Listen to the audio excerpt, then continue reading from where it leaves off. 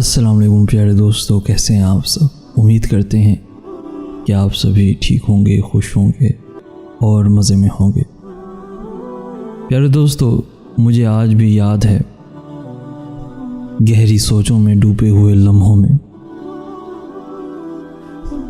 اپنے ہاتھوں کی لکیروں کو حسرت بھری نگاہوں سے دیکھتے ہوئے میرے کسی سوال کے بنا ہی اس نے مجھ سے کہا تھا، مجھے اللہ کی سمجھ نہیں آتی۔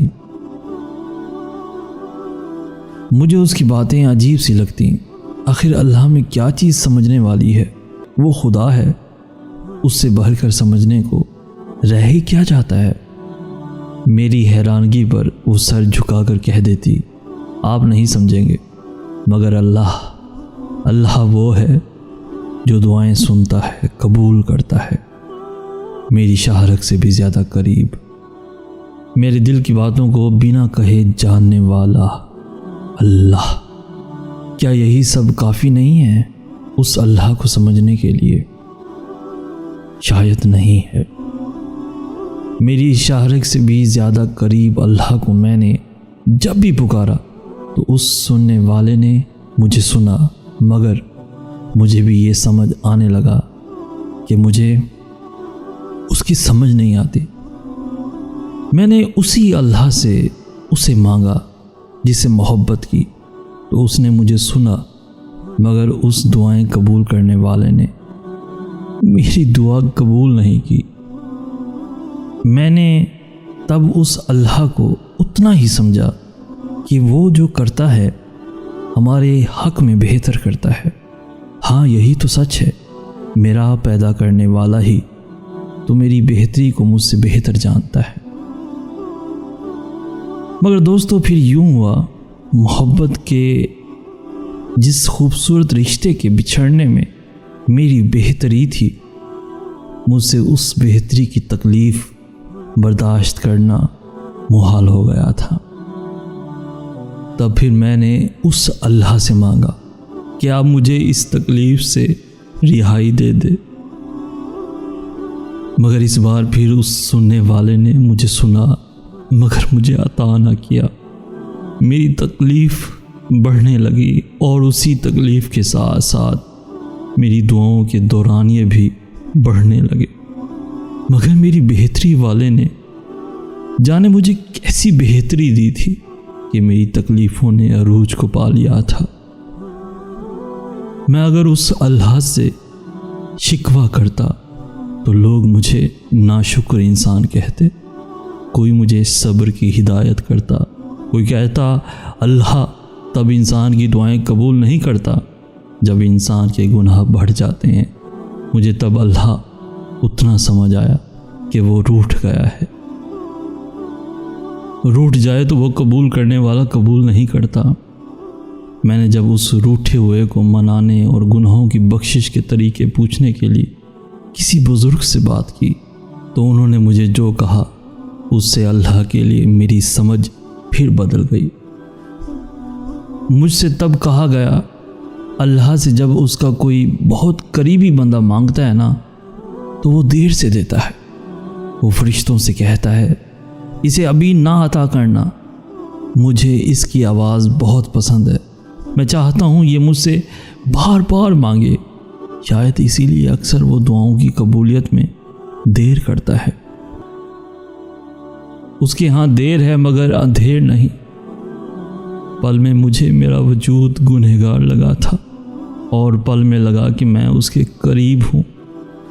ابھی مجھے اس اللہ کی اتنی ہی سمجھ آئی تھی کہ مجھے پھر سے لگا، ابھی تک مجھے اس اللہ کی سمجھ نہیں آئی۔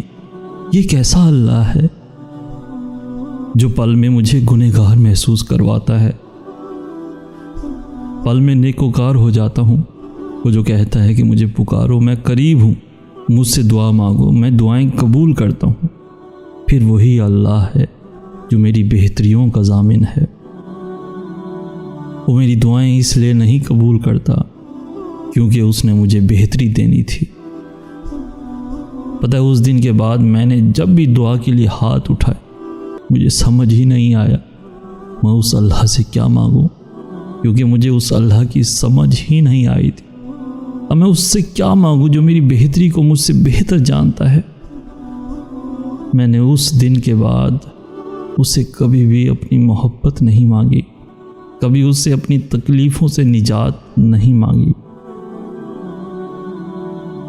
میں نے چاہا تو بس سکون، پتہ ہے وہ سکون بھی مجھے کہیں اور نہیں ملا، صرف اسی کے پاس ملا، اسی اللہ کے پاس جس کی مجھے اس بار بھی سمجھ نہیں آئی، وہ جس نے مجھے تکلیفیں دیں، وہ جس نے مجھے ان تکلیفوں سے نجات نہ بخشی، وہی اللہ ہے جس کے پاس مجھے سکون ملا، خوشی اور راحت سے بھر کر تسکین دینے والا سکون، ایسا سکون کہ جس نے مجھے بے نیاز کر دیا، محبتوں سے، خواہشوں سے، حسرتوں سے، میری آس سے، دنیا سے۔ وہ جو ہم کتابوں میں پڑھتے ہیں نا، وہ صرف لکھے ہوئے لفظ نہیں، وہ بڑی گہری باتیں ہیں، ظاہری بصارت سے پڑھے کی باتیں۔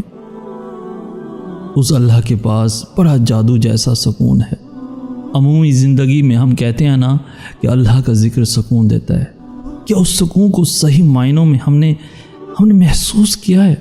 کبھی فرصت سے بیٹھ کر سوچئے گا ضرور کہ آخر وہ سکون کیسا ہے، اس کی لذت کیسی ہے۔ آپ نے اگر محبت کی ہے تو ضرور سمجھتے ہوں گے محبت کا سوز کیسا ہوتا ہے۔ ہاں، وہی سوز جو جلاتا ہے، ٹھنڈک دیتا ہے، بس سوز ہے، نہ جیا جاتا ہے نہ مرا جاتا ہے۔ وہی سوز جسے ہم عقل کے حوصلوں سے دن میں 1000 بار مارتے ہیں، 1000 عذر دے کر زندگی میں آگے بڑھنے کی کوشش کرتے ہیں، مگر رات ہوتے ہی ہجر کی ہوائیں پھر اسے دہکا دیتی ہیں۔ وہی سوز میرے سینے میں جلتا ہے، مگر یقین کریں جو سکون اللہ نے اپنے پاس میں چھپا رکھا ہے نا، اس سکون کے سامنے وہ دہکتا ہوا سوز کچھ بھی نہیں ہے، وہ چھو منتر ہو کر کہیں کھو جاتا ہے۔ دوستو، جب میں نے ضد چھوڑ دی، محبت چھوڑ دی، بے نیازی پا لی، سکون پا لیا، تو پتہ ہے اس اللہ نے مجھے کیا دیا؟ میری ناکام محبت۔ ہاں، وہی محبت، بیدار محبت، میری ہر درد کی دوا بن کے آئی۔ آج میں اسی محبت کے ساتھ ندی کنارے وہی سوال ذہن میں لیے کھڑا رہتا ہوں۔ میرے لبوں پر بھی وہی ایک ہی سوال رہتا ہے، مجھے اللہ کی سمجھ نہیں آتی۔ سرد ہواؤں سے ٹکرا کر بہتی ہوئی لہروں کو دیکھتے ہوئے میرا ذہن یہی سوال کرتا ہے، آخر اس اللہ کی سمجھ کیوں نہیں آتی؟ اور وہی آواز میرے دل کے تخت میں بسی ہی آواز کی سرگوشی میرے کانوں میں کہتی ہے، وہ اللہ ہے، اس لیے اس کی سمجھ نہیں آتی۔ مخلوق کبھی خالق کو سمجھ پائی ہے؟ جو آج سمجھے گی